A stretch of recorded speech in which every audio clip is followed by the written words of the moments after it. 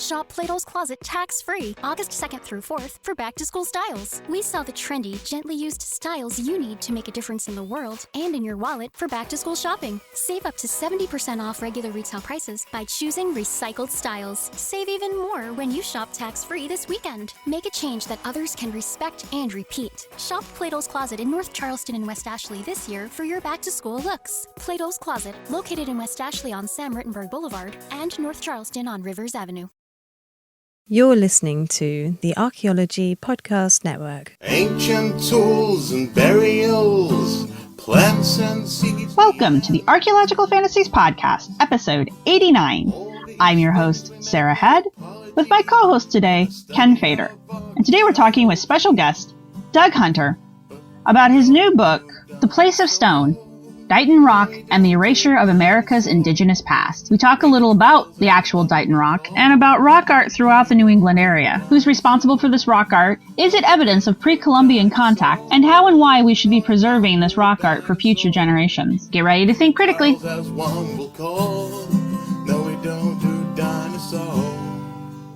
Hey everyone, and welcome to the Archaeological Fantasies Podcast. I am your host, Sara, and I am joined today with my co-host, Ken Fader. How's it going? It's going really well. So if anybody notices that Jeb Card is exceptionally quiet tonight, it's because he's not here. Jeb is not joining us tonight. No, he's busy, right? He is, yeah. Exactly. So everything's going really well. Tomorrow is Halloween. And I want to make an admission now to all of our listeners and to Doug and to Sara. We buy a lot of Halloween candy every year, but the truth is we live in a very isolated kind of rural hamlet in northwestern Connecticut, and we never get any kids coming by our house. So the truth of the matter is, and this is my admission, we're eating all the damn candy. We really are buying it for kids because none of them come. We get maybe 3 kids, and the rest of that candy, that's for us. But we're ever hopeful that we'll get Halloween trick-or-treaters. But it's okay if we don't, because we get to eat all the candy, so it's fine. Yeah. And as Ken let slip, we have a special guest with us today. We have Doug Hunter with us, and he is here to talk to us about his great new book that he just put out, The Place of Stone. Did I get that right? Yes, you did. Yes, and it's about Dighton Rock, correct? It's about many things, but yeah, it starts with Dighton Rock as the core of the story. And in a spirit of full disclosure, back in February of 2016, the University of North Carolina Press contacted me to see if I would be a reader for the manuscript of this book. And I didn't know Doug beforehand. I knew of Dighton Rock. I'd been there. I'm in Connecticut, and that's just in Massachusetts, so it's just a 2.5-hour drive from my house. I've been there a couple times. So I jumped at the opportunity to be a reader for the book. And I was absolutely blown away. It's a wonderful piece of scholarship. And there are a few books that I've read in my life that are the definitive works on a particular subject, where the metaphor would be that the author can read the book out loud, drop the mic, walk off the stage, because there's nothing really more that needs to be said. Paul Jordan's the Atlanta Syndrome is an example. Lawrence Cush's The Bermuda Triangle Mystery Solved. David Deglin's got a book about Sasquatch. That, again, definitive. That's it, man. That it's all there. And I had exactly that response when I read the manuscript for Doug's book, and it's a wonderful book. Go out and buy it. We'll talk more about that later. We'll have a link on the website. But it's going to be a really exciting conversation today because it is about Dighton Rock, but it is about issues that are much broader, the kinds of issues we deal with on this podcast all the time. Right. Thank you. Yeah. Doug, why don't you give us a little bit of your background so our listeners can know who you are? Yeah, well, I'm calling from a small remote community up in Georgian Bay in Canada where we also hoard Halloween candy shamelessly and get 4 kids every night, and then eat the rest of it. So there's a common ground in North America. There you go. Defies borders and politics. This book came out of my doctoral dissertation work. I kind of had an unusual trajectory. I was actually, my first pass through school was in art and fine arts, and I still do illustration work and whatnot. But I had 30-year career as a journalist and a writer, and I was an avocational historian, I suppose you'd call it. I wrote, did trade publishing, and then I was talked into doing a PhD at York University by a wonderful supervisor, Carolyn Podrushny, and you needed a thesis subject. So I was really interested in pseudo-history, pseudo-archaeology. I come across a lot of that, just doing the work that I was doing in history. And of course, when you're doing a thesis, you need to focus it on something. And on a fundamental level, I was interested in the way pseudo-archaeology and pseudo-history appropriated or misappropriated indigenous culture. One of the easiest ways to get at that is to use rock art, because there's just a lot of cases of rock art where people look at it and go, no, that wasn't the Indians, that was Vikings or Bronze Age, Europeans, or that's an Egyptian sky map or something. So there was kind of this, overabundance of, I think I got it down to 3-4 case studies, and that was still too many. And I mean, even though Dighton Rock is 10-12 hours from my house, I chose Dighton Rock because there's actually another very good example, Peterborough petroglyphs in southern Ontario, which is about 4 hours from my house, and it's a major glyph field, and it all kinds of theories agglomerate to it. It's a fort. Actually, Barry Fell. I don't think your readers, you know who that is. We all know who Barry Fell is. Yes. Yeah, Bronze Age America. Half the book is about Peterborough petroglyphs, which I'm not even sure he ever even visited. He just looked at drawings that were from the glyphs, and so there's a lot of theories around Peterborough. The issue with Peterborough is that the site was discovered in 1955, and it's still a fascinating site, but it's a very late discovery, and so all the pseudo history is very recent. It's in the last few decades. And Dighton Rock is 1680. That's when it's first noticed. So you have over 3 centuries of people, kind of beating their heads on it, trying to decide what it means, and it was irresistible to me because Stephen Williams in Fantastic Archaeology, that kind of standard text, one of the first texts I think on this area, he pays attention to Dighton Rock, and he says it's kind of a litmus test of American archaeology. If you look at how Dighton Rock is being interpreted at any time in history, you get a pretty good idea of what the dominant theories were about, pre-Columbian, history. And I want to take that actually a step further and said, actually, if you look at Dighton Rock at any time in history as to how it's being interpreted, you get a really good idea of how people thought about Native American people. You could see how they conceptualized them. Because in all of these theories that said Indians didn't do this, you had to come up with why they wouldn't do it. And so you would get the lazy, too stupid, couldn't handle tools that could make marks in rocks. And it also, which was the surprise to me, was a way to get into the whole issue of how the Americas were populated in the pre-Columbian era. It surprised me how big a role it had in the late 18th century of conceptualizing really what became the so-called mound builders of the 19th. So this is my long preamble intro, but it was a great way to look at some very big issues on appropriation, on identity, on race theory. It all kind of flows through Dighton Rock through these years. Yeah, and it makes sense because here we are. Generally speaking, in New England, you don't consider New England to be a real hotbed for rock art. I've seen a lot of rock art in the United States, and a lot of it's concentrated in the Southwest. There's rock art all over the place, but kind of the stereotypical rock art is the Four Corners region, Utah, New Mexico, Arizona, Southern California, Nevada. But we do have a substantial amount of rock art here in the Northeast. Doug, off the top of your head, do you know when the discovery, and I'll put those in quotes, of the Bellows Falls petroglyph? When did white folks start talking about that? I think around 1780, 1782, so something like that. Substantially later, right? Yeah. So it was. So one of the issues with Dighton Rock is people thought it was the only example that there was out there, and so it took really until the period of Ezra Stiles in the 1750s, and Stiles had a lot of ideas about Phoenicians and lost tribes of Israel and things like that, and so he was actually going around the landscape documenting rock art.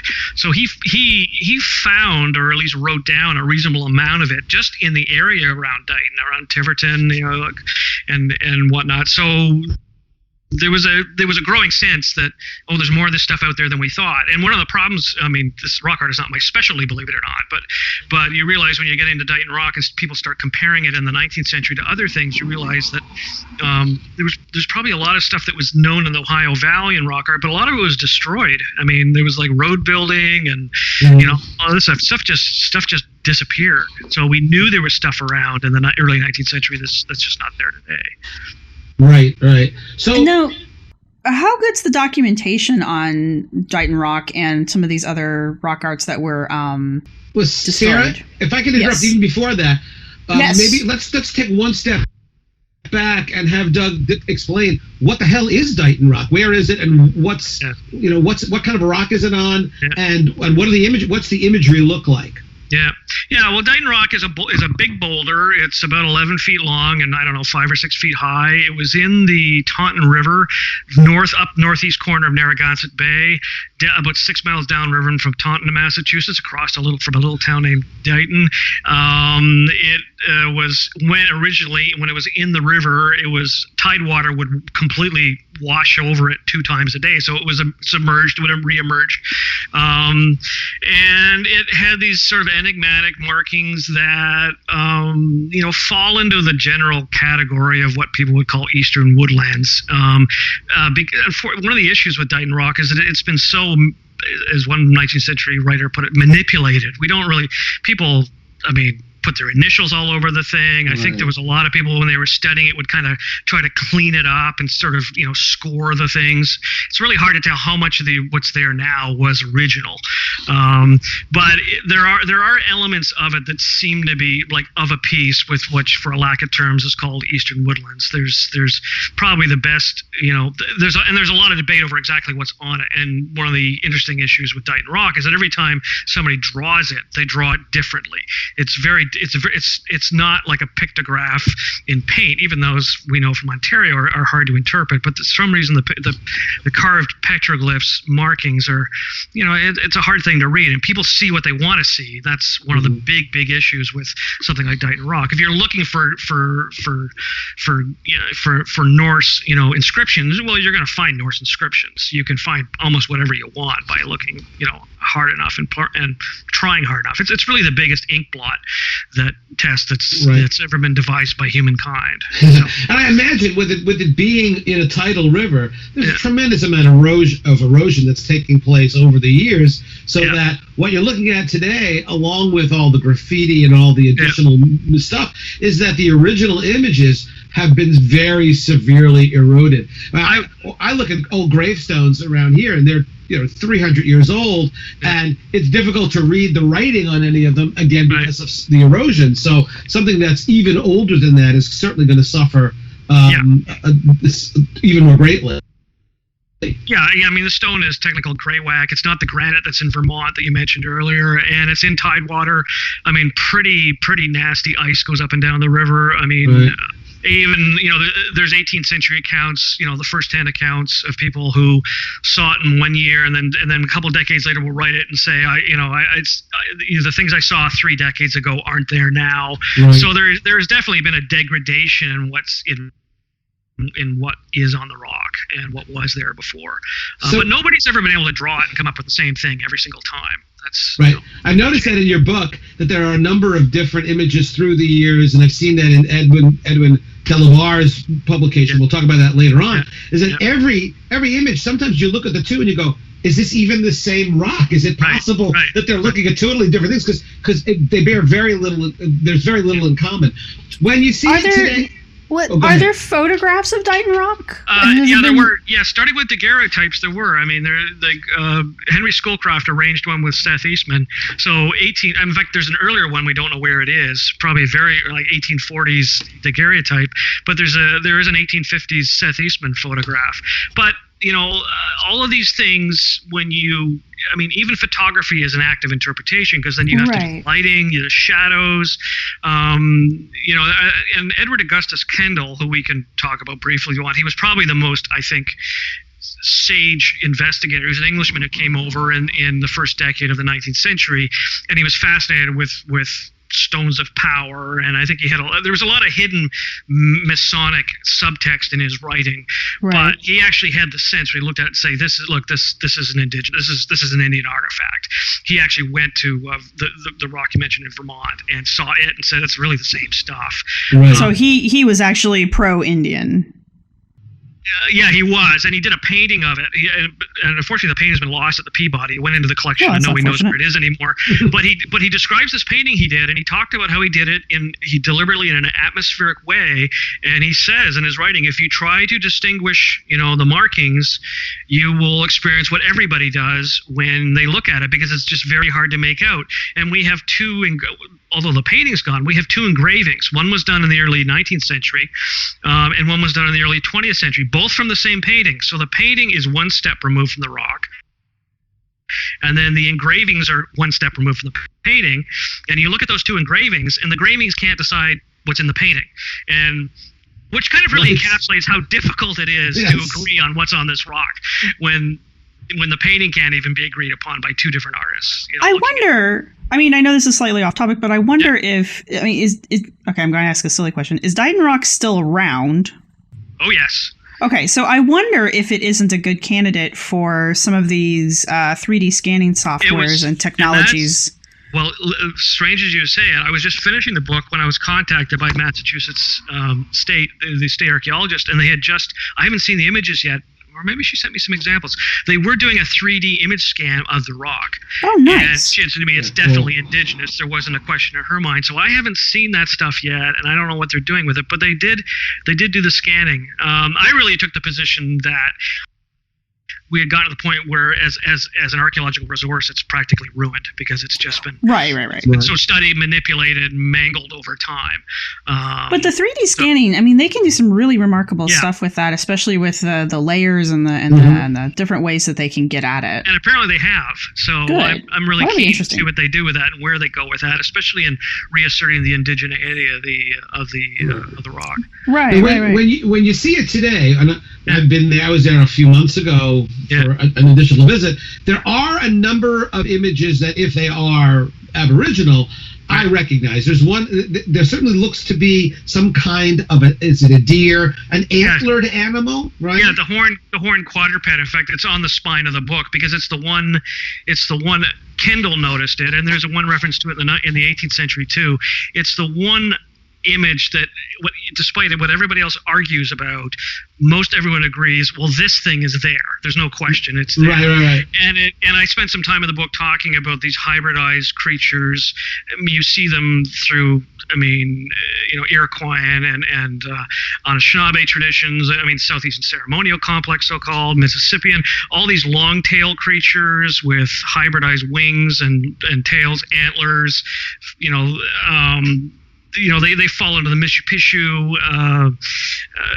There's a whole class of these creatures that are, other than human, in this ontology, and it definitely seems to be there. And if it's something like Machu Picchu, it falls into that group of water monsters.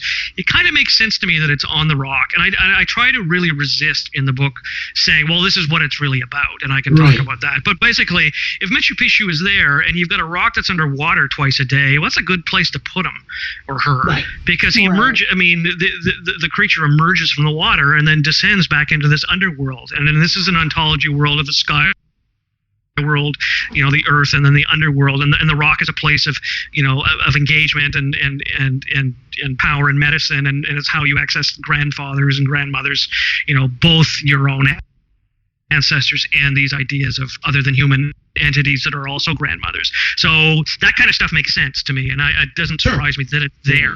So that's about as far as I pushed with it. Yeah. That certainly is a recognizable image. Aren't there also what appear to be, I'm going to call them anthropomorphs? They're upright, their faces, they have eyes. Yeah, there is. There's one on the lower right, and interestingly, there was a rock that was cited by one of the 19th century writers, and he gave the example of there's an image of a rock in Steubenville, Ohio, and I frankly haven't figured out what happened to that rock. And there is a drawing of it from the 19th century, and I was quite struck by the fact that these anthropomorphic, kind of ghost-like, limbless but single heads, a pair of them are in the same place in Dighton Rock that they are in this other rock. And these rocks also tend to be riverside locations often facing west. So there are commonalities in where you find them, and I think they tie into sacrifice rocks that exist in New England, and there are these so-called stones of sacrifice, all over the Anishinaabe world, up through Canada, up into the Northwest, both painted and inscribed, where offerings of branches and tobacco and other things are left on them. So there is kind of this broad group of things happening with rocks in this culture. Yeah. So the broader message here is that those images on Dighton Rock that we in some sense can recognize fit very comfortably within a Native American iconography.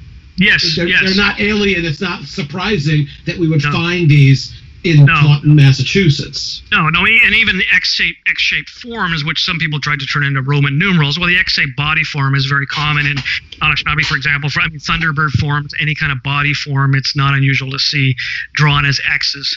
So, it could be Thunderbird is on the thing as well. Okay. We'd expect that there is as a sky creature, but Are we positive that's not evidence of the Templars? Because the hooked X. Oh my God! Please, it's dear the God, X. no. Well, the funny I'm thing doing someone's job for them, but still, I regret to tell you that the Templars are already onto it. It was amazing how long. Of course they are.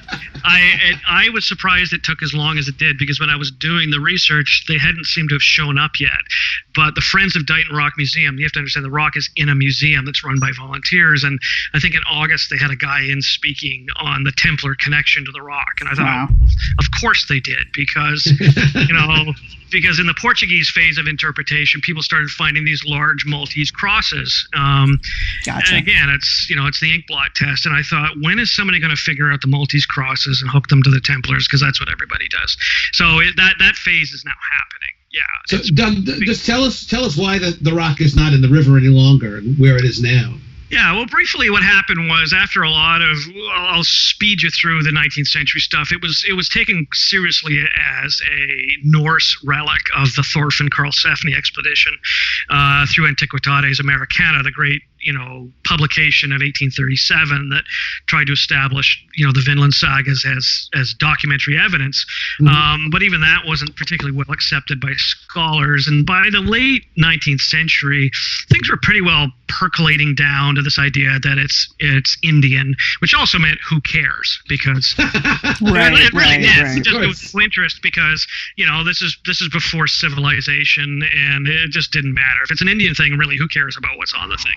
Right. So scholarly interest kind of fell away, but it attracted the attention. And before this, there was Phoenicians, there was like lost tribes of Israel, there was just anybody wandering through people's conceptions of prehistory. All of the usual suspects. All the suspects were there. Well, guys was there. Yeah.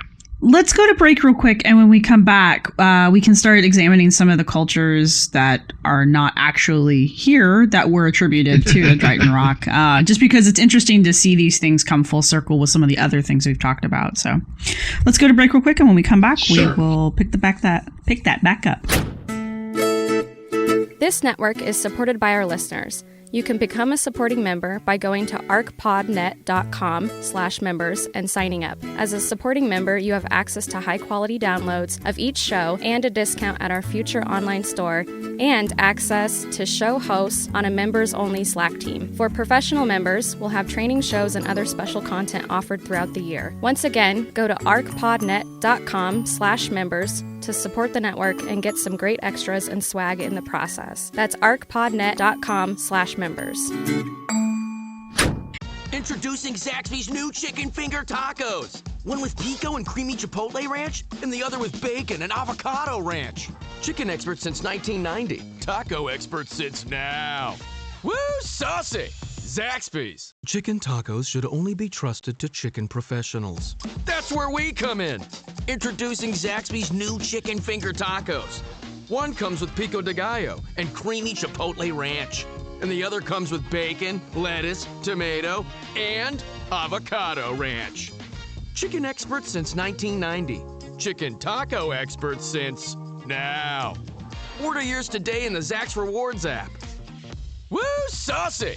Zaxby's. Hey everyone, and we are back, and we are still talking with Doug Hunter. And I wanted to ask my question about you had mentioned that there are other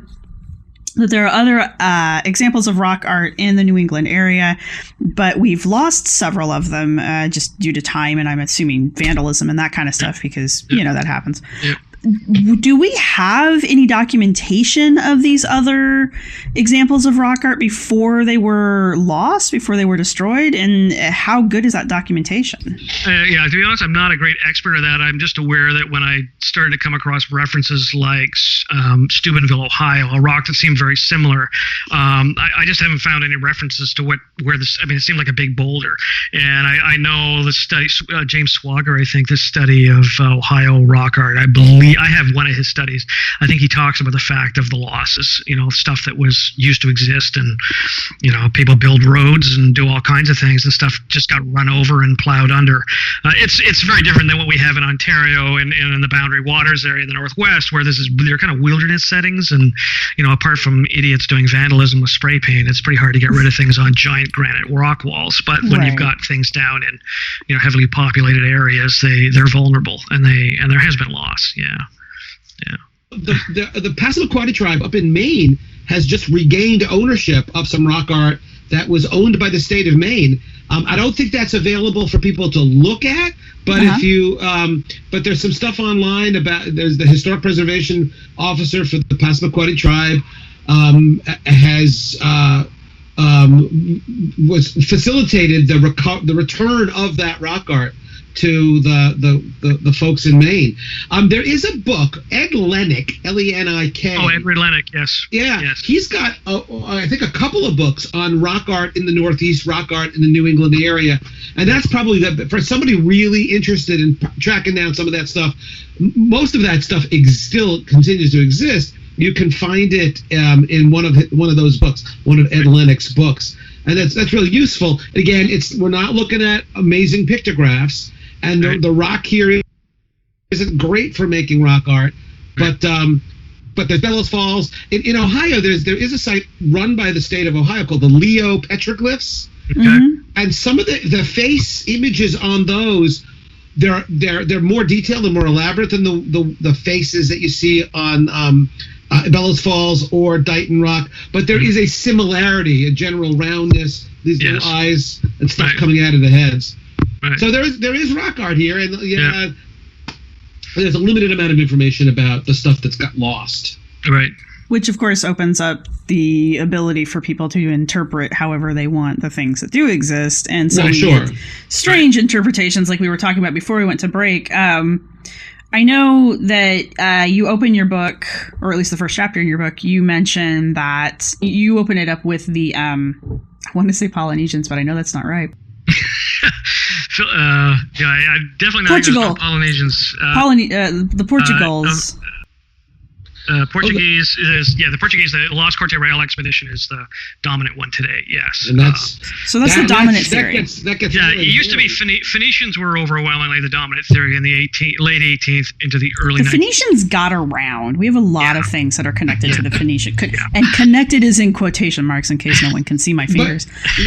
But Doug, did anybody try to make any explicit connection between the images on Dighton Rock and images from traditional areas lived in by the Phoenicians? No, I mean, what's really fascinating on that end is when people did the Phoenician. Probably the most famous one was the French mythographer Antoine Coeur de Gébelin, in his book Mon Primitif, which he published in 1781. I mean, he was a French mythographer. He was a Mason. He was quite involved with Benjamin Franklin in the Masonic. There's a lot of Freemasonry in the late 18th, early 19th century around science in general. But at any rate, he came up with this, and he never saw the rock, which is actually very common when people, even especially with pseudo history today, is that Coeur de Gébelin never crossed the Atlantic, but he got drawings from Stephen Sewell at Harvard. He had done a full-size drawing, and Sewell sent him a drawing. So he used this drawing to create this triptych of 3 panels of the Phoenician arrival in America. And so there was the present and the past and the future. And he read this whole elaborate scene. And so my point on the Phoenician thing is here was this idea of a Phoenician inscription but there was no Phoenician in it. I mean, it was all kind of semasiographic, like road signs that show boulders falling, so there was no actual Phoenician writing. And so why would Phoenicians do this, and why would they just draw a bunch of pictures, and why didn't they write anything Phoenician on it? And this is a not uncommon, problem in some of these interpretations. But so, what do you think was the rationale or motive behind people saying, we got this rock, it's in Massachusetts. There are native people who lived here, but we like the idea that it was Phoenicians. What's behind that?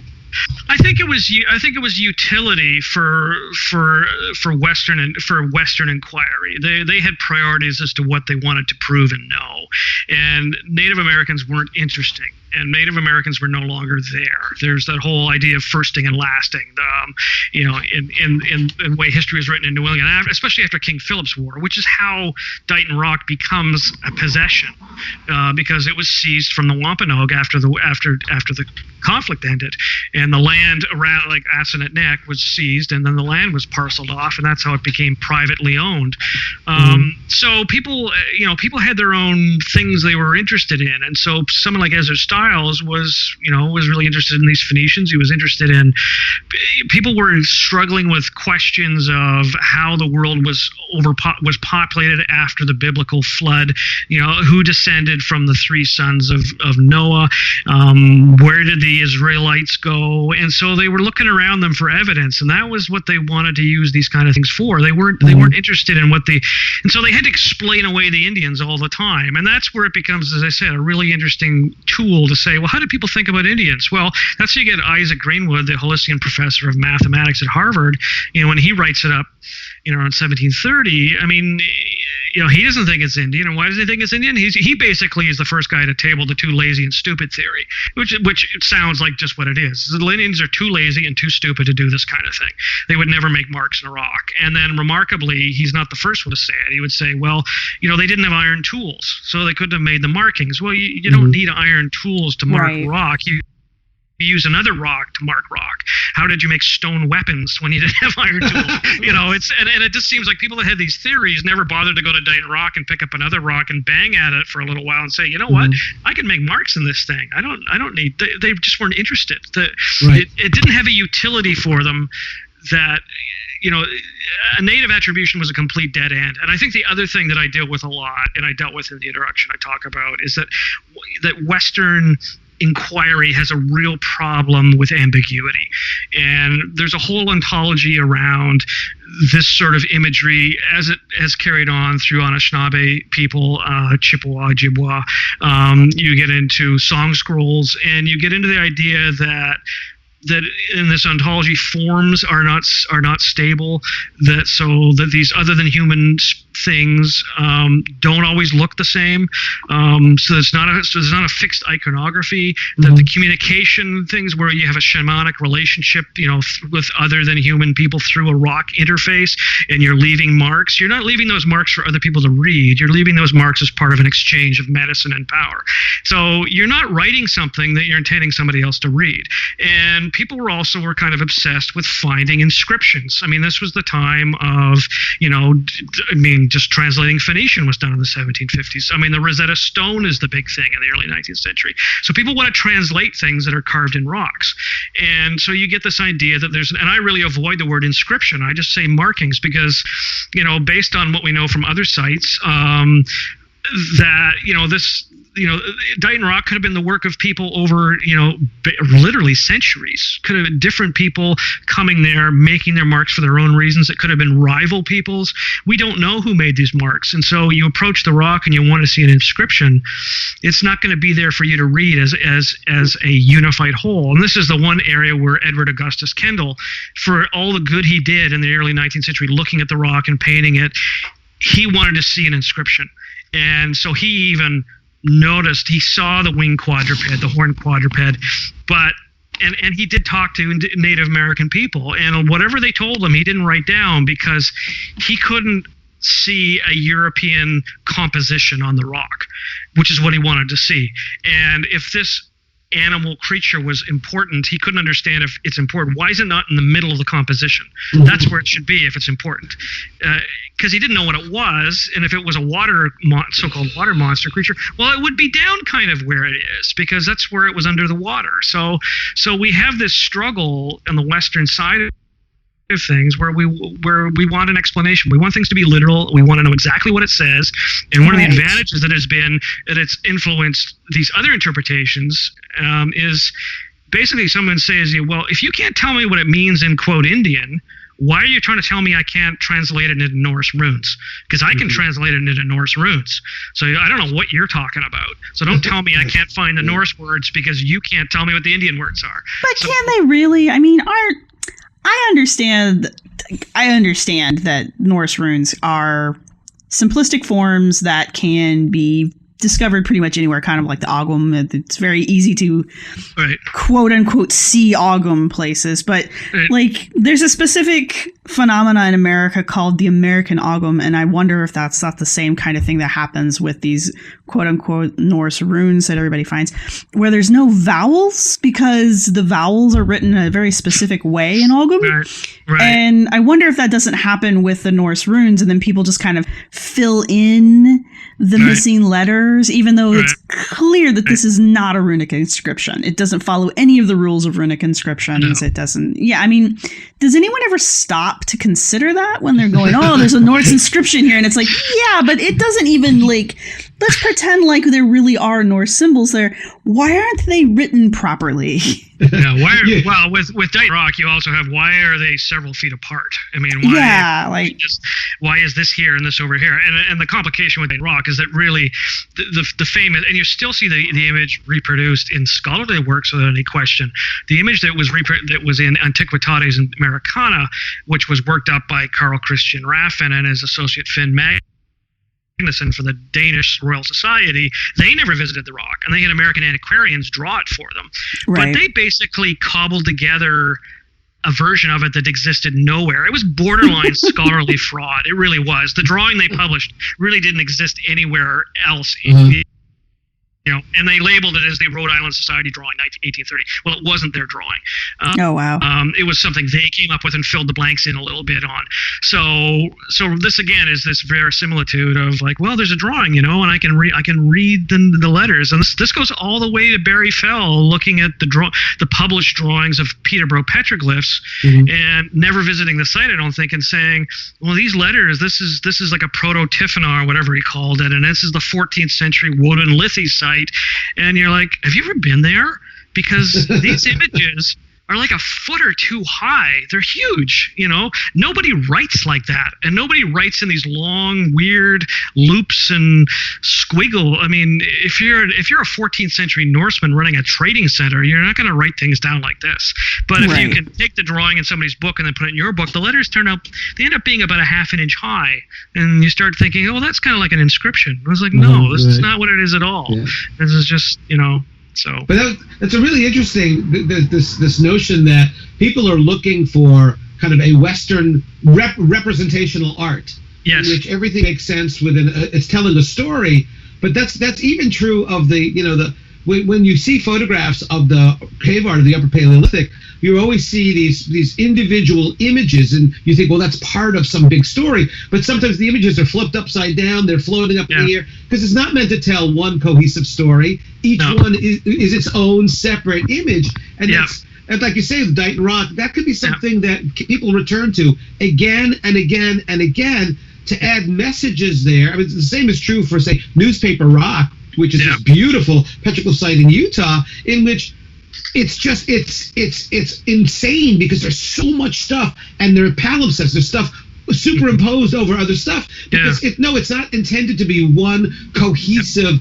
representational story. It's the creation of the art is more important than what it looks like to somebody 1,000 years later. Right, and actually, there's an Australian rock art expert I quote in the introduction who, he's been highly critical of so-called prehistoric rock art interpretation, and people just see what they want to see, and so he has said essentially that what studies of rock art tell you is a lot about the people doing the studying.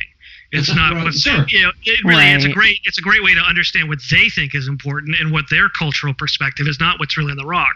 And yeah, I mean, I see stuff in Paleolithic stuff from Europe all the time. I say, oh well, this is like an animation, and I was like, really, is it an animation then? Because I guess you know what animation is, so then you think this is movement or something. But people see what they want to see in these things, and it just takes a lot of intestinal fortitude on a scholarly level to say, I don't know what this is. I mean, I just plain don't know. It's fun to guess at it. I'm not trivializing efforts to really understand the stuff, but you have to have some humility of understanding that this was not meant for you to be read ever. So stop trying to impose your a fixed interpretation on what this is. So that, Doug, well, I think you're. I'm sorry. I was just going to ask that. With that in mind, I think it begs the question: Were local Native people ever asked, "Hey, your ancestors made this. What does it mean?" Or other Native Americans who had a known tradition of making rock art, were they ever shown these images? Yes. Ken, stop with the crazy talk. Just stop with the crazy talk. We don't actually talk to Native peoples. We just go out there and tell them what we think it is, and that's how this goes. Well, to answer, I think Kendall clearly did meet people in the Christian Wampanoag communities. He went to the Sacrifice Rocks, and he walked on the road with a young woman at one point. And I think the frustrating thing with Kendall is he really did speak with them, and they were telling him things, and he wasn't listening because he's early 19th century Englishman over here, and he's looking for a composition, and they're not telling him what he wants to know. So there were very early on, by the late 17th century, there were traditions developing of, there's this story of a boat coming up the river, and there's a fight, and this is the old Indian tradition. And I honestly don't think there is any old Indian tradition. I mean, you have to remember, this is the end of King Philip's War. People were burned alive. Their heads were cut off and put on poles. They were sold into slavery. Yes. They were not hanging around telling stories about the rock. And I think so a lot of this is what little exists from the early days is really colonialist traditions. And that's about as close. So when they say, well, there's this Indian story, this is what it is. Well, you know what? This is coming out of a time of complete horror, in the aftermath of King Philip's War. And it's just, you just got to put this all aside. There is no testimony from the indigenous side of what this story is. Right. Yeah. Now, before, we talked about the fact that there were people saying, Native Americans were not capable of making this art. Yeah. And I actually, before we did the podcast, I emailed Doug, and this is why I hate autocorrect, because I knew in his book he talked about the illustrator, it was 19th century illustrator, writer, traveler George Catlin. How is it spelled? I was wondering about that. My goddamn autocorrect changed that to George Carlin, and his poor Doug thinking, wow, I didn't know the comedian ever did a routine about Dighton Rock. Yeah, I do want to ask about there's a guy who's an expert centered mostly in the American Midwest, and he writes a piece for the New York Mirror. He talks about Dighton Rock. Yeah, he got sucked into the whole issue about Dighton Rock's interpretation, because this is right after Antiquitates Americana came out, and Dighton Rock was the central kind of part of the central proof that Vinland was in southern New England, and it was centered on Narragansett Bay. And then, Raffin and his associate Magnuson interpreted Dighton Rock as the Thorfinn Karlsefni expedition. I mean, there was just elaborate, scenario there and a Norse phrase in the middle. Well, so this is 1837. Well, Catlin comes back, and he's doing a tour trying to make a living as a painter, and he somehow gets sucked into this debate, and he's just been to what's now western Minnesota, and he has seen the sacred pipestone quarries there around Coteau de Prairie, and I guess somebody commented on what his opinions were, so he wrote to clarify what he said to the New York Mirror, and he said he basically says, I have no doubt whatsoever that Dighton Rock was made by Indians, and that they're capable of making it, because that's the thing. I have seen Indians making this stuff with my own eyes. I mean, he was at Coteau de Prairie. I mean, at the Pipestone Quarry, and he went there with a Dakota party, took him there. It was a contested site between the Chippewa, Ojibwa, and them. men would go and tag it basically with their own glyphs, and he watched men putting their glyphs on the rocks, and so to him, you can do this because I've watched them do it. And I mean, he didn't carry the day with that argument, but Catlin was one of the people weighing in that said, absolutely, this can be made by Native American people. I've watched Native American people do this. Mm-hmm. So, yeah. Yeah. You mentioned Ezra Stiles before. Was he, I think, the first president of Yale University? Yes. Here in my state of Connecticut. Yeah. So I'm not really rising to his defense, but there's a Pinnacle Rock, which is in the southwestern part of the state, in which Stiles actually wrote about a Hebrew inscription there. Yes, he did. But to his credit, I think Stiles says, I think there was a local Hebrew academy someplace here, and students climbed up and did it. It's not legitimate, not genuine. Not that he didn't believe that the Lost Tribes of Israel had made it to Connecticut, but in that individual case, he was skeptical. Yeah, you're absolutely right, and I've read that part of his journal stuff too, where he's right. He figured it out that this was left by, in fact he was close to the Jewish community in Newport. He knew, he knew members of the of the particular congregation. So but Stiles really struggled with it. And he was trying to incorporate it into his idea of, who populated the Americas, who came here first. And this led into this larger question I was trying to deal with was Dighton Rock, for me, illuminates a much larger idea. There's two issues that have been played through history, is this idea of who belongs in America and who does America belong to. And that's really at the heart of the Native American experience of colonization and colonialism. And so also who possesses the rock in a physical, legal sense gets to decide what it means. So there is this long history of the rock being the property of people or being the property of the old colonial historical society. It gets donated to the Royal Society of Northern Antiquaries at one point. So this ties into a much larger picture of colonization, conquest, ownership. If you own the thing, and that gets right to the point of things going into a museum. And once it's in a museum, then you have real control over how you interpret the object. And the place where the rock now is enclosed, there is a small museum around it, and there is a separate panel describing the Phoenician hypothesis, one for the Norse, one for the Native American, and they don't. The thing is, I don't remember, Doug, refresh my memory, they don't really come out on the side of any one in particular, but man, there's a lot of shit with Portuguese ships in there. And there certainly seems to be kind of a nod and a wink that, we're not saying what it is, but it's Portugal. Oh, it's absolutely. I mean, the interpretation, you understand, too, that once Edmund Burke Delabar came up with this idea of Corte Real, and this was around 1918-19, he kind of has this epiphany at the very end of a long quite a good investigation. Tell people who he is. Okay, Edmund Burke Delabar was this, actually just really interesting, all these people are interesting, but Edmund Burke Delabar was a leading psychology professor in experimental psychology in the United States, trained at Harvard and Europe, and he was a Brown professor of psychology. Most of his professional work was around self-dosing himself with cocaine and marijuana and hashish, and then measuring his physical reactions, his color senses, and there's actually in his papers, there's also, he tested on some poor orangutan named Joe. But most of the time he's experimenting on himself. He published almost nothing on all of this work, but that was his professional work. But that prepared him for talking about a petroglyph site, right? Yeah, I think so. Yeah, so he bought a summer house down on Assonet Neck. He was probably about a mile from the rock, and sometime around 1913, he became aware of the rock, and he just became obsessed with it.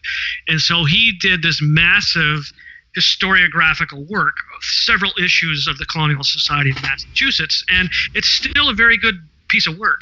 Most of it stands up very well, but you can tell as he gets towards the end of it, he's starting to realize that this is really leading to nothing of importance to anyone, because literally if it's Indian, which by the middle edition of his investigation, he's kind of reading, well, that's where we're really headed. Nobody cares. Literally nobody is going to care. It's an Indian rock. And so he has this literal 11th hour epiphany. He's preparing the final installation. studying some photographs, and suddenly on the photograph he sees the numbers 1511, which no one has ever seen ever at all on this rock. So now he has a date, and then he has to hammer the peg into the hole of the 1511. And I don't know why he didn't go to the Cabot voyage, because 5 of those ships disappeared in 1498, but settles on Miguel Corte Real, the lost Portuguese expedition of 1502, and he creates this extremely elaborate, just out of thin air scenario of how Corte Real lost somewhere up in Newfoundland. We don't even know where he was lost. Somehow survived and made his way in a ship's boat or something to this place, and then took the place over, took command of the Wampanoag, and became their, it's kind of like the man who would be king, with Peachy. It really is. It reminded me of that Fantastic. a lot. He's European. Of course he'll be the leader. He's just going to take charge of these people. Right. Well, guys, why don't we take a break real quick, and when we come back, we'll flesh out the story a little bit more. Fantastic. Introducing Zaxby's new chicken finger tacos. One with pico and creamy chipotle ranch, and the other with bacon and avocado ranch. Chicken expert since 1990. Taco expert since now. Woo, saucy! Zaxby's. Shop Plato's Closet tax-free August 2nd through 4th for back-to-school styles. We sell the trendy, gently used styles you need to make a difference in the world and in your wallet for back-to-school shopping. Save up to 70% off regular retail prices by choosing recycled styles. Save even more when you shop tax-free this weekend. Make a change that others can respect and repeat. Shop Plato's Closet in North Charleston and West Ashley this year for your back-to-school looks. Plato's Closet, located in West Ashley on Sam Rittenberg Boulevard and North Charleston on Rivers Avenue. Interested in archaeology? Want to hear from experts in the field about the latest discoveries and interpretations? Check out the Archaeology Show every other Saturday and let hosts Chris Webster and April Camp Whitaker take you deeper into the story. Check out the Archaeology Show at www.archpodnet.com/archaeology and subscribe, rate, and comment on iTunes, Stitcher Radio, and the Google Music Store. That's www.archpodnet.com/archaeology. Now back to the show. Everyone, and we are back. And Doug, can you continue telling us this kind of fascinating story that's just, you say it's just made up out of thin air, but this guy had to come from somewhere, right? Well, there really were. There were the Corte Real brothers, and they did go off to Terra Nova, or they went somewhere up to Newfoundland, or it could have been even Greenland. One of the brothers went off and vanished. The other brother went off looking for him, and he didn't come back either. And what we know from the Portuguese records are written after the fact. I mean, we really don't have more than like a paragraph or two on Miguel's voyage. We just know that the flagship didn't come back. And that's it. That's just about all we know. But Edmund Burke Delabar spun this elaborate story of Miguel surviving shipwreck or some other mishap and working his way south and fighting his way past the savages on the way, and somehow ending up in Narragansett Bay, and then he takes him, and there's some kind of confrontation, armed confrontation, and they've got powder weapons, and he takes charge of he becomes the ruler of the Wampanoag. As I said, it's really much like Peachy and Dan and the man who would be king, and he improves them. This is a really important thing. Of course he does. He's the great culture bringer. And they physically improve them. I mean, they interbreed with the Wampanoag, and they make them better people. And this is a strain of of stuff I call white tribism, where you find these cultural and biological influences, and people look for these early visitors like the Norse, saying, well, these people kind of look like blonde Eskimos, or the Mandan interbred with the Norse, or whoever. It's always the Welsh, that was a big thing. Yeah. So he really, Delabar's ideas, and as they get developed after him, really fall into that kind of, well, the evidence is actually the Wampanoag themselves, because they seem to be a superior people. Natives are savages, so how did they get to be so physically handsome? And, Verrazano comes in 1524, and these people seem to have their act together, so it must have been because some Portuguese came in 2 decades earlier and kind of tied them up. I'm being facetious here, but that's really the logic of this. It's an insidious logic that, and Hjalmar Holland, his Kensington Runestone idea is the very same thing. I mean, it was like the Norse are the most superior white people around, and of course they made the people better when they showed up. So the natives become the evidence for their own erasure. That these Europeans come and make them better, make them less native, give them technologies they don't have. And so Delabar's idea was that no Native Americans made rock art of any kind until the Europeans showed up and showed them how to do it. And he has a very derogatory tone through his writing. He talks about meaningless scribbles and what little they did after the Europeans came were just kind of lazy slashing like you would at shrubbery. There was no meaning to what they were doing. And the sad thing is that Delabar really became an expert on rock art because there weren't very many people doing rock art in the 1920s and 30s. So he was published in some fairly serious journals. He became a guy that wrote rock art in New England at different sites, and it was always kind of the same idea that whatever the Indians were doing is just meaningless, just imitative scribbling. That's all. Now you mentioned Verrazano. That's what 1524. He makes landfall where today the border between North and South Carolina goes up the Hudson River a little bit and goes into Narragansett Bay. Now, he talks about the natives there. Is there any? And Verrazano has a very short journal. Right. Anywhere in there, does Verrazano say, "Wow, these people here, these are really white people," or these are people? Does Verrazano give any hint that he doesn't believe that they're just native people? No, I don't think Verrazano gives anything. He talks about how basically. I don't have it in front of me, but they're basically hospitable. They treat them nicely. We're actually not even sure it was Narragansett Bay. We just know it's called Port de Refugio. Oh, okay. But the idea is that, of all the places along, he didn't write down, I was now in New York Harbor, and here I am going down Long Island Sound. We just kind of try to figure out from the narrative, and it seems to fit. So we don't really know where he went, what you're saying. We honestly don't know where he went. No. Gotcha. No. That's convenient. Yeah. Yes. So what you were question saying, too. Yeah, go ahead. Yeah, I was just saying what you were saying before. If you look at the stuff that claims that the Mandan Indians are actually Welsh, the stuff that they talk about is stuff like, their villages are very neat and they have nice streets that are parallel and perpendicular. Well, that couldn't be Indian. So something as simple as that, any hint of sophistication or order or pattern is ascribed to an injection of white genes into the population. Yeah, and this happens over and over in this pseudo-historical record, and it became a process that I ended up identifying as white tribism, where people looked for evidence of either actual white people who were isolate populations, but more often it was these ideas that they came and they interbred with the Indians and they improved them in some way. And so the evidence was always the Indians themselves, because they couldn't be in any sophisticated popular state without having been helped by somebody from the outside. And that really is kind of the 18th, 19th century version of Eric von Daniken's Chariots of the Gods, where you can only build pyramids if space aliens show up, because you couldn't get this organized. So you can't imagine people doing this without an outside help. So Native American culture was portrayed the same way by this kind of theorizing.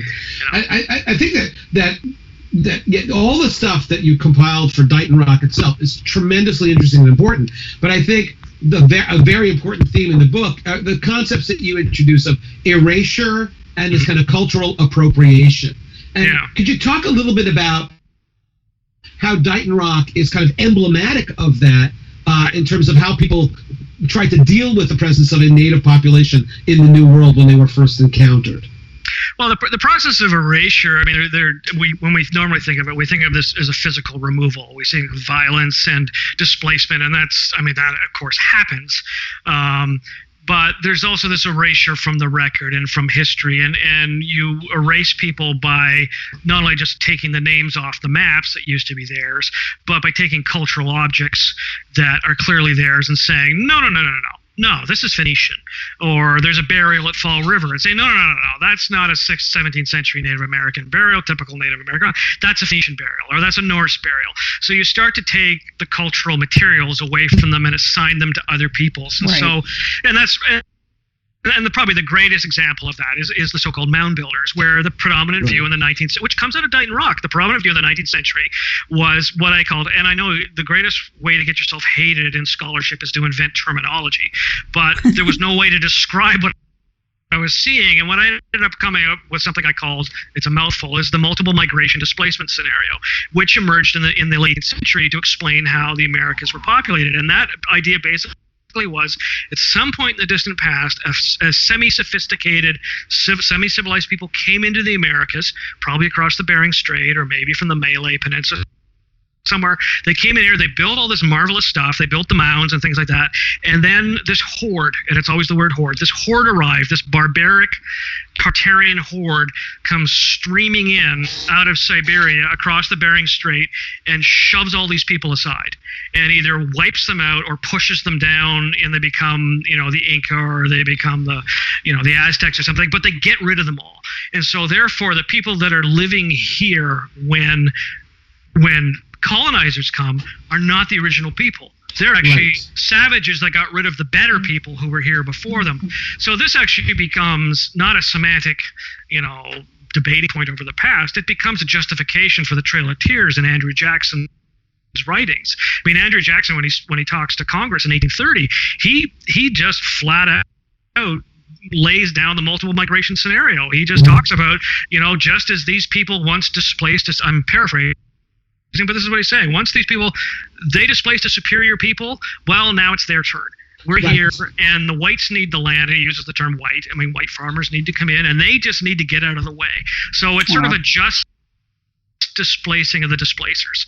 And, this is what a process of... And this, No, I was going to say, it's funny that you bring that up, because your idea there is still used as a justification in a lot of... arguments in specific groups today that are trying to prove that Native Americans were not the original peoples in the Americas, or that they're not the man. Right. Kennewick Man, good example, and that kind of stuff, and so it's interesting that a theory that is that old, that can be traced back that far, is still incredibly active today. Yeah, I actually took it all the way back to Manasseh ben Israel, who was writing in the mid-17th century. And I think he really is the one that came up with it. And he was writing about lost tribes of Israel. And he was really the one that I think the first I've ever seen that said superior people came in and they were living in these refuges in the Andes. These people that still, the tribe of Reuben were still there. But then these hordes came in and pushed them all aside. So he's really the first, and he doesn't have an axe to grind in this way. He has just his idea of how he explains this, this Jewish presence in South America, supposedly. So that tool is there, and people like Ezra Stiles, who he knew Manasseh ben Israel's work. So so I think it's really important to understand that in white supremacist circles today, this kind of thinking is really attractive. It is. It's very attractive. And it's insidious. And so there was a lot of damage done around Kennewick Man when the first time it was described as Caucasoid, and it was just a careless categorization. But there was this idea that Europeans were here a long time ago, and this is in the early, and this is a formative part of American scientific archaeology in the 19th century. This conviction that Native Americans are not the first, they're the later people, they wiped out better people. So hey, let's just get them out of the way, and what can they complain about?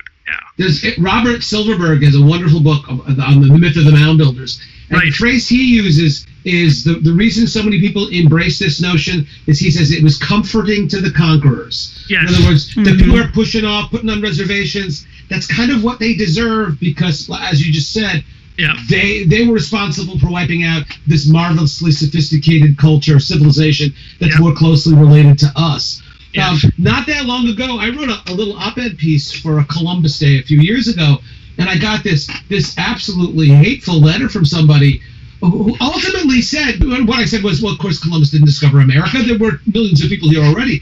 And what this person said was, and she wasn't even going to stipulate that there actually were people here before Columbus. She said, well, if it's true that they were here, they didn't amount to much anyway. So, the dustbin of history for them, no matter what. And it is, but again, it's interesting and fascinating, but also, it's enervating and terrifying that the same arguments that people were presenting in the 1700s, you think we know enough now to disabuse ourselves of that, but there are still people making those same arguments that Native Americans can't pile up dirt in any kind of a coordinated way, and they can't scratch images on rocks Yeah.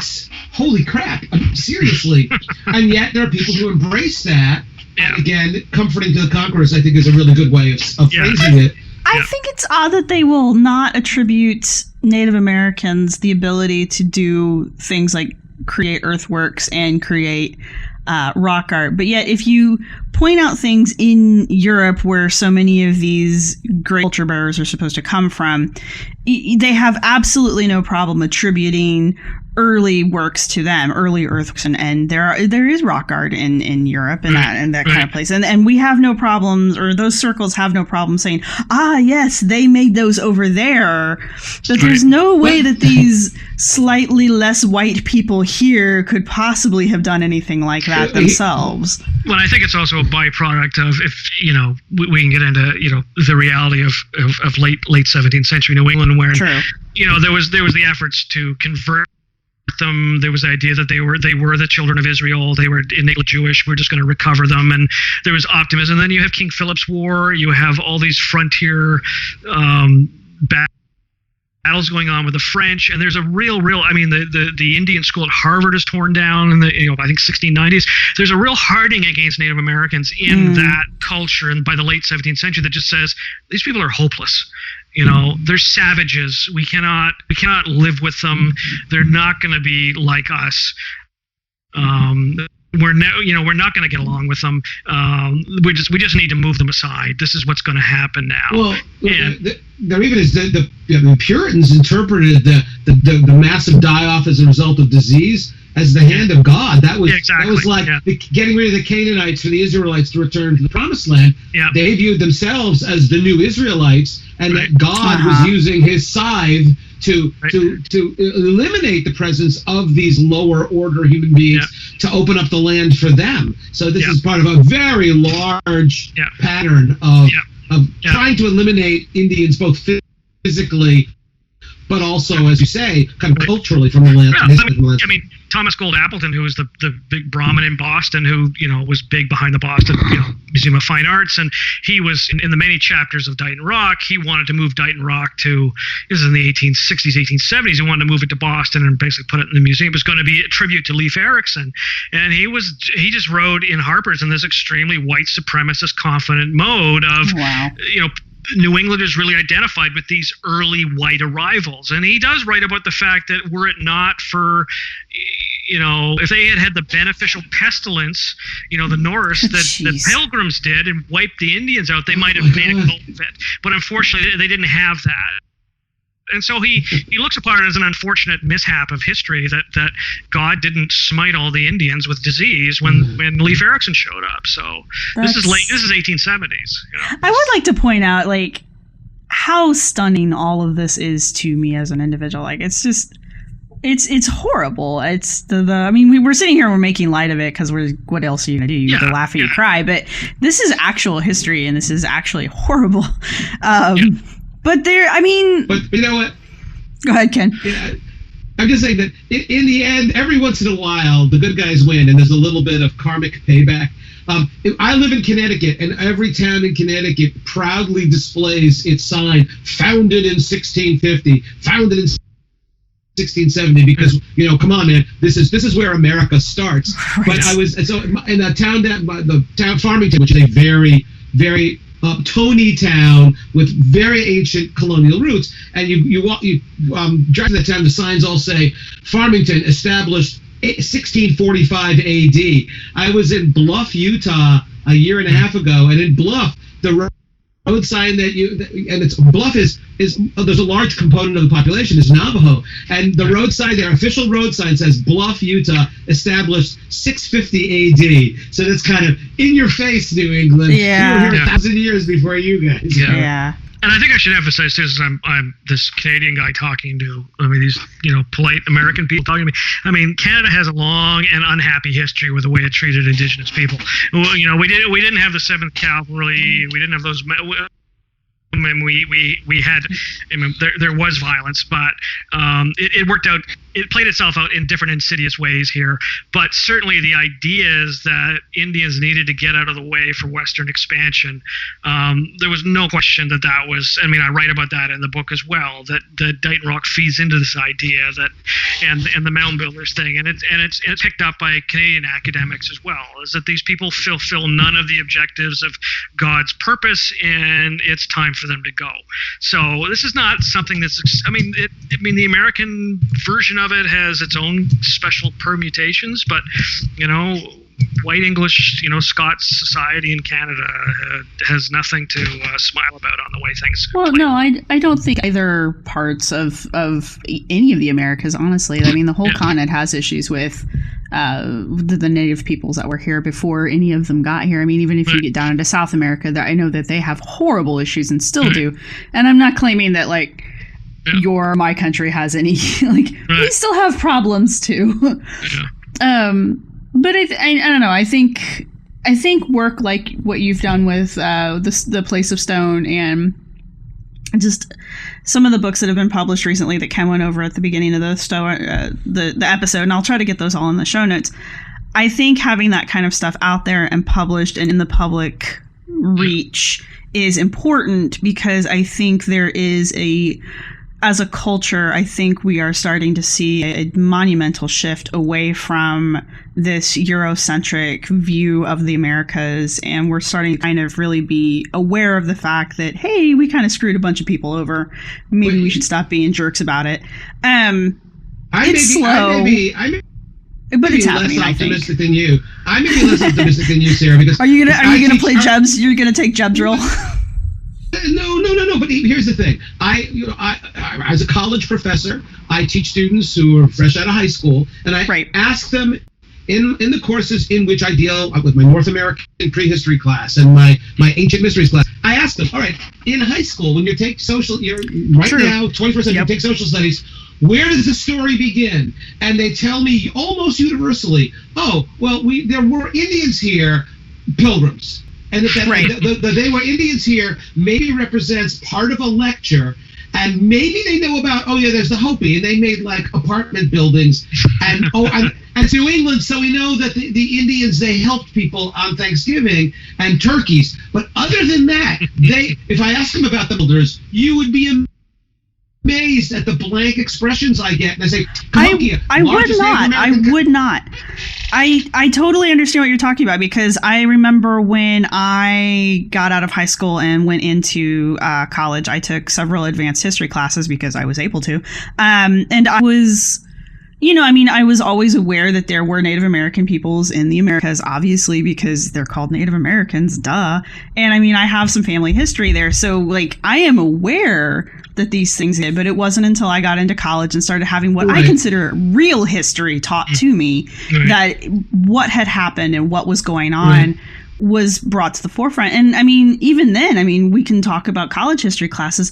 I think part of the problem, and I'm not trying to like throw shade at anybody, I think the problem is there's just so much history and you're trying to cram, 400, 600 years worth of white European history into 15 weeks.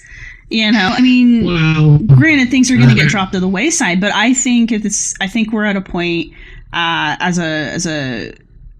both of our countries are at a point now where we need to maybe start putting some more effort into explaining the fact that, history didn't start when white people got here. Well, it's happening in Canada that some universities are actually making, an indigenous studies course mandatory.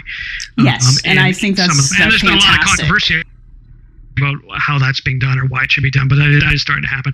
I think in a broader sense, what has interested me in this project and concerns me going forward, and I've been doing more work on white tribism, is to get academia to understand that the pseudo is not just kind of goofball land where people think it's astronauts and aliens and Atlantis, how silly is that? A lot of this is really deep embedded race theory, and it's insidious and it's dangerous and it's really popular.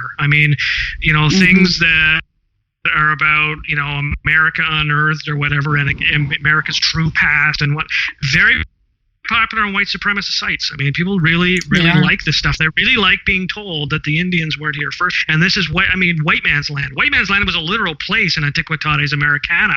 I mean, it's supposedly where the Irish came, and it was called white man's land. And so I can't think of a more literal explanation of an entitlement to a place than calling this place white man's land. So I'm not that optimistic. I think we go through these phases, and it's not just literal politics in front of us, where you seem to have something that's progressive, and then you're going to have a big blowback. And I think those blowbacks happening now. I mean, there's much more overt, activity in both countries in white supremacist activities. Right. I totally agree with you there. And so I think there's an education process, and it's also an education process for just the general media to say, when you entertain these people that come on and your program want to say, hey, this petroglyph thing, that's actually 14th century Norsemen.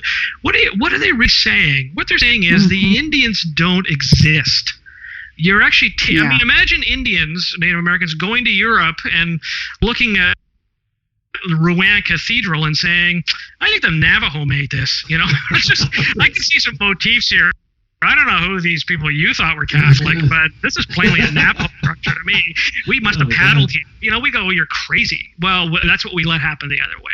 And we just kind of blasely, well, it's entertaining and fun, and people like to think of this. And so, maybe there was this Norse site, Central Ontario in the 14th century. Or maybe Corte-Real really did come to think, well, no, really he didn't. He didn't come here. There's here. Right. And I talk about that museum because it's very heavily the Portuguese-American interpretation. Absolutely, and what I've said, I didn't write it in the book, but I only spent, when I finally visited it and I spent some time, you walk into this back room, and I've said to people, I said it was like seeing Shamu the killer whale in a tank.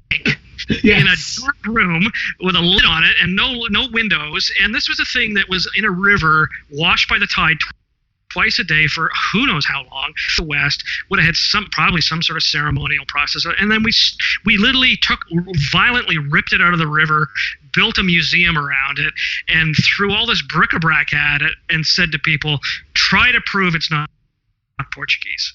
And it's a Native American object. I don't care what you want to say it is, but that's what it is, and that's what we've done with it. We've put it in this building and sealed a building up around it. So I hope it changes. I mean, I've heard that they're going to make some changes. It'll be a matter of seeing if those really happen. But when I was there, I mean, there were Portuguese language handouts. If you vowed to pick up the handout, you could read it, and it would say all the interpretations but one are a fraud. And the one that's a fraud is, of course, is Miguel Corte-Real. So it's a matter of the site and the building. I have a question for you that you may or may not know. Have any of the tribes petitioned to have Dighton Rock returned to them? No, they haven't, and I'm not really sure. What I found interesting, and I think this is when I was writing about it, because I was writing as a doctoral student, and I'll let you go through the ethics reviews of reviewing and interviewing living people. I was doing historiography, so I just wanted to say, here's how we got to this point. But I was kind of looking out of the corner of my eye saying, I wonder what's going to happen with this thing. I wonder, because the Wampanoag are now in, again, Martha's Vineyard. They're not in, they're recognized federal tribes. But at the time, there was a very big struggle going on to build a casino in Taunton. And I did find it interesting that there was a website done by the city of Taunton and the one Wampanoag tribe trying to establish Wampanoag culture in the area. And so it mentioned a number of things, but it didn't mention Dighton Rock. And I thought, that's weird. And I didn't pursue it, but I thought there was like a political rally at work then, I suspect, because the area is 40-50% Portuguese heritage, and these like casino votes had to go to plebiscites. So the first thing you don't do when you're trying to get all these people to agree to build a casino in your town, which is really controversial, is take their rock away from them. And I think they were. I really felt they were biding. My sense, without they can speak to it, not me. But it was like, we're just bide our time on this one. It was not being reclaimed. But the programming at the museum, which is run by volunteers, just seems to take this anyone and anything kind of attitude. So they will do events that I think are around the indigenous interpretation. They will have a guy in doing Templar Nights. It's just kind of make make it what you want it to be, which I guess in some ways people think is harmless. But the trap you fall into with these alternate theories is that you just pile up theories. So instead of saying, look, it's indigenous, and then there's these other kind of oddball ideas, it's like, well, the indigenous is one theory, and then there's these 19 other theories. So the debate becomes 1/19 indigenous and 18/19 weird stuff, and that's what happens when you walk into the museum. Right. It's tremendous amount of Portuguese seafaring and all that stuff. So it's like, well, there are a whole bunch of explanations. They're all equal except for the. But it's like the meme about what Giorgio's saying. I'm not saying it's aliens, but it's aliens. So they're kind of saying, we're not saying it's Portuguese, but it's Portuguese, right? And then you also have people walking away thinking, well, we're never going to know. It could be anything. So kind of that's archaeology. Just believe whatever you like believing, because there's no way you can't go back in time. And there's this whole perception that historical sciences aren't really sciences because you can never know, and that's bad. That's bad for archaeology, along with bad for history and bad for culture, and bad for science. So I think there's a really interesting parallel there, though, about that museum set up to kind of leave that open-ended, but not quite really open-ended ending to your visit, and comparing that to the Ark experience. And and the religious museum, where you're very strongly led to a conclusion that is not necessarily supported by facts. So I think that's interesting that they're both using the same kind of tactics to kind of drive their favored theory into people's heads. Doug, this has been really great, and I've really enjoyed having you on here. Oh, spectacular, absolutely. Can you tell us one more time the name of your book and where people can get a hold of it? Yep, it's called The Place of Stone. It's published by University of North Carolina Press. I think it's fairly widely available. I know you can even get it in Canada. It's so widely available. So I hate to say just go to Amazon. You can go to any place that sells fine books. But UNC Press, just out in October. It's been fun. Genuinely, I highly recommend it if you're interested in history, in archaeology, in Native America, in controversies in science and history. It's a extremely well written, really interesting book. You won't be able to put it down. We'll include a link on the webpage for folks who want to go and explore that and buy yourself a copy. But Doug, thank you very, very much for coming on the show. This has been absolutely spectacular. Really appreciate your coming on. This was a great episode, so thank you. Thanks very much.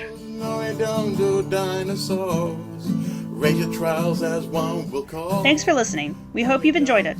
Our music was provided by Archaeosuit Productions. If you like what you've heard, please subscribe and rate us on iTunes or Stitcher, and share us wherever you use social media. You can contact us with your questions, comments, or angry email at archifantasies@gmail.com. You can follow the podcast at www.archaeologypodcastnetwork.com/archifantasies. You can follow the blog at www.archifantasies.com and get updates on Tumblr and Twitter at Archifantasies. You can also look for us on Facebook. If you're looking for the show notes for this episode, go to the podcast website at www.archaeologypodcastnetwork.com/archifantasies.